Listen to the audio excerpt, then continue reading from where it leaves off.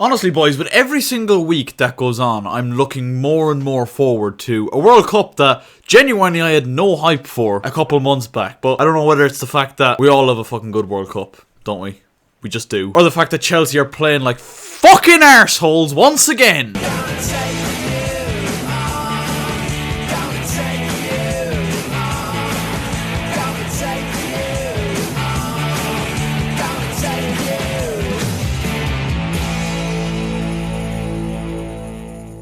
Hello guys, how are you getting on? My name is Aaron Kelly and you're very welcome back to another episode of the Premier League Verdict here today. We've switched up the camera angle a little bit and you know what? I quite like it. It's kind of a fresh look. Kind of brings me back to like 2019 Aaron Kelly where the camera was just like, you could see everything in the corner there. But now we can't actually see half of the setup, but I kind of like this. It's different. It's cool. It is. It is, okay? Welcome back to another episode of the Premier League Verdict. As usual, ladies and gentlemen, we have our blue? Fuck me, that's a new one.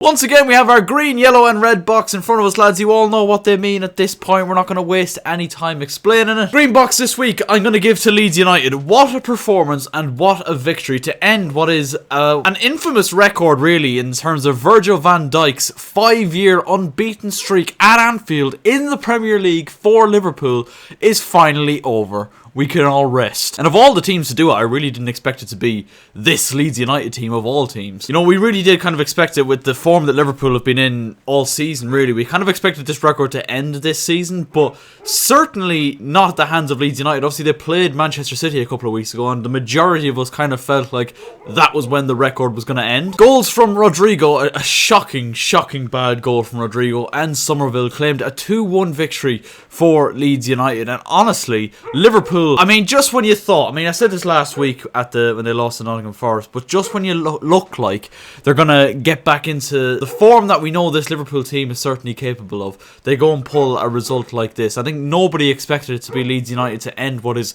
such a long-running record at home in the Premier League. And I just think there is so much wrong about this Liverpool team at the minute. And, you know, a lot of the problems stem from their midfield. I think they're getting outrun and overrun in most of their games this season. But my God, the defending. I mean, look, I give credit to Leeds. This is why they're in the green box. But my God, the defending from Liverpool. The Gomez goal was shockingly bad and definitely the one that grabs the headlines. And, you know, people will look at the winner from Somerville and say, yeah, it's a good goal. It's a nice finish. Well worked. Good ball in from Wilfried Gnonto from the left. But if you actually slow it down and look at the defending from the likes of Van Dijk, from the likes of Gomez, from the likes of Trent, you look at it and you think, what the fuck is going on here? Like, it's not even like at a point where it's like, oh, it's Liverpool's bad form. Like, genuinely, if an under 12 defended the way Liverpool defended for both of the goals they conceded against Leeds United, you'd be giving them a serious fucking talking to. But Leeds United, I mean, what a scalp for them. I think a lot of people, including me, kind of expect Leeds to be in and around the kind of relegation scrap this season. I don't think their squad is looking great. I think it's a squad that looks depleted. It's a squad that honestly is in need of a fucking proper goal scorer. I know Rodrigo's got a couple this season, but I don't know if he can be relied on. In a period where, you know, Jesse Marsch was coming under severe slack, to go to Anfield to get a win like that,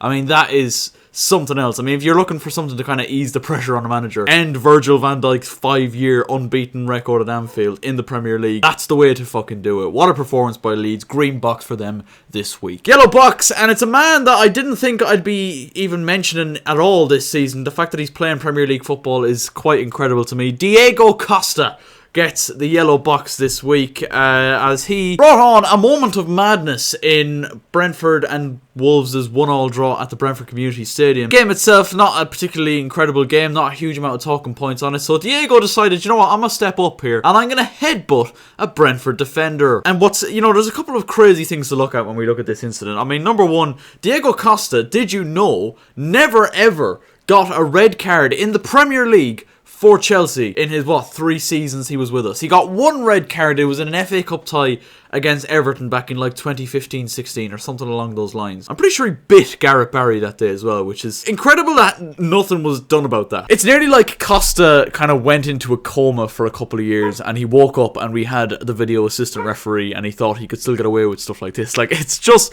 incredible. Like, it's not as bad a headbutt as, say, Darwin Núñez is on Joachim Anderson a couple of months ago back in August. But it's still not a great one from Diego. It's violent conduct. He's moved his head towards the Brentford defender and it is a definite red card. And genuinely, it's not surprising that this has happened.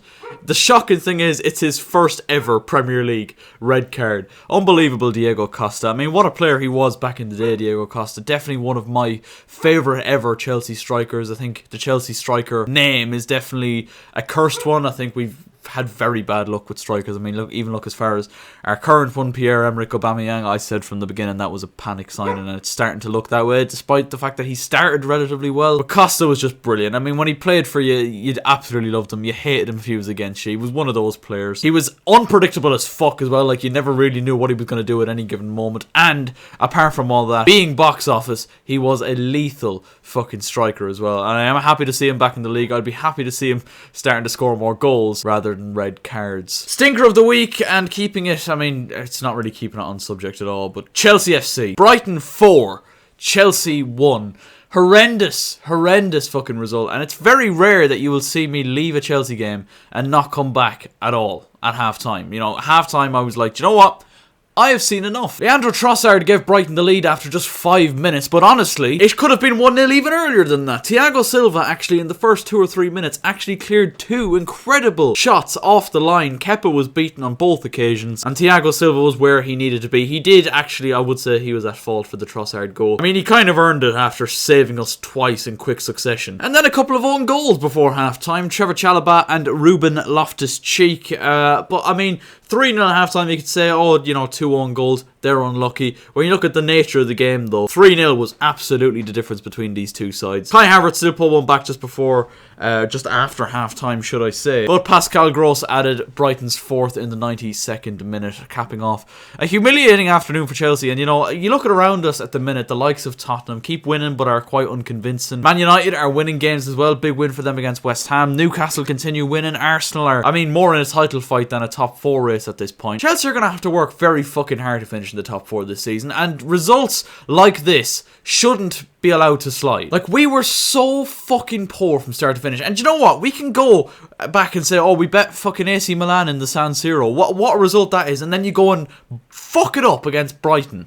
Like, I'm sick to death of these fucking freak results that Chelsea keep getting, and it's ones of these natures that not only have we lost to a team that we shouldn't be losing to, with all due respect to Brighton, who were well up for this game, non-surprisingly considering Graham Potter was returning to the club for the first time since he left, but not only losing to a team like that, but being fucking stuffed. Bournemouth, West Brom, fucking Brighton, Watford back in the day. Why do we keep Leeds earlier on this season? I sound like David Brent right now. Reading, Aldershot, Brackney, winners. But seriously, what is with these fucking horrible results against teams that are in like the lower half of the Premier League table? It shouldn't be allowed to slide, lads. It really shouldn't. These players have just got some sort of DNA in them where they just bottle it every now and then in these kind of situations. And Chelsea have got a fucking tough job ahead of them now to finish in the top 4 this season. I know it's still early on-ish. I mean, they have a couple of games left before the World Cup, and like I said in the intro, the sooner the World Cup comes, the fucking better. Brutal stuff. Like,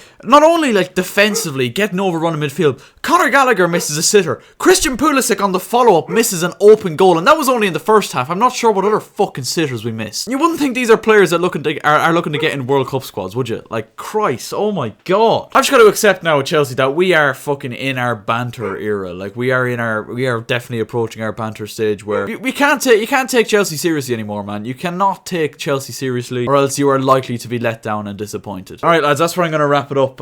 Leave a like in the video if you did enjoy. Subscribe if you're new. Let me know any thoughts on the boxes. Would you have changed anything like that? Let me know your thoughts on Chelsea. How fucking low are we going to finish this season? What's your opinion on that? And yeah, mind yourselves, boys. I'll catch you next time.